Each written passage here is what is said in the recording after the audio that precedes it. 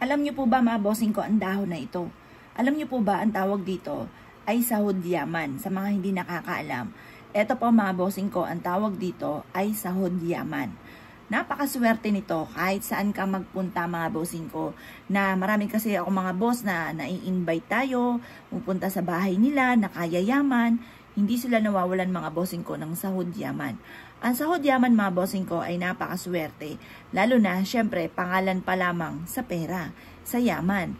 Ngayon pa mga bossing ko, ako ay i-recommenda, bukod sa dapat meron po kayong sahod yaman sa inyo pong bakuran or sa loob ng inyong tahanan or ng inyong negosyo, mainam na magawa nyo po ito. Alam nyo po ba mga bossing ko na nabubuhay po ito sa tubig, kahit sa tubig lamang.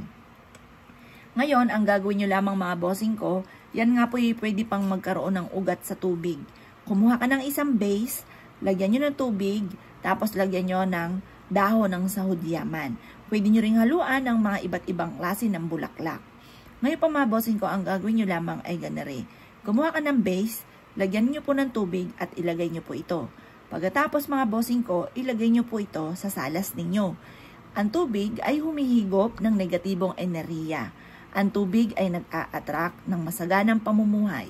Ang tubig mga bossing ko ay napakaswerte, lalo na sa harapan ng bahay, or kaya po sa loob ng inyong bahay, or kaya sa loob ng inyong negosyo. Kung matumal ang inyong negosyo, mainam na maglagay ka sa base ng sahod yaman na dahon, at yan po mga bossing ko, i-maintain nyo lang ang malinis na tubig sa inyo pong base. Obserbahan nyo po mga bossing ko, yan po ay magkakaroon ka ng mga iba't ibang ideas kung paano ka magiging matagumpay. Magkakaroon ka ng mga ninanais po ninyo. Makakamtan nyo kung ano man yung ninanais ninyo. Kayo po mismo ay maa-amaze sa daming blessing na darating sa buhay ninyo. Proven po ito mga boss. Ngayon po mga bossing ko, ikaw ay naniniwala at nais po itong gawin. Huwag ka na magpatumpik-tumpik pa. Subukan nyo po ito.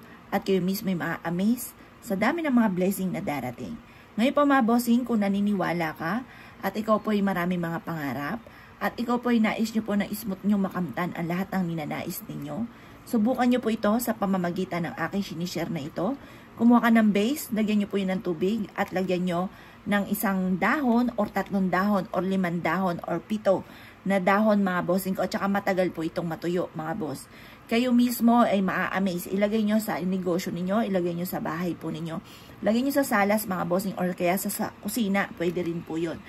At obserbahan nyo, kung marami kang pagsubok sa ngayon, matapos nyo po itong gawin para lagi kang iniaadya kung saan lagi kayo saswertihin, tuloy-tuloy nyo lang mga bossing ko at mainam na meron kayong tunay na halaman sa harapan ng inyong bahay or kaya sa loob ng inyong bahay or sa gilid ng pintuan ng main door or sa inyo pong negosyo. Kaya kung kayo naniniwala at nais nyo po itong gawin, ay siya mga boss. Good luck po sa inyo po lahat.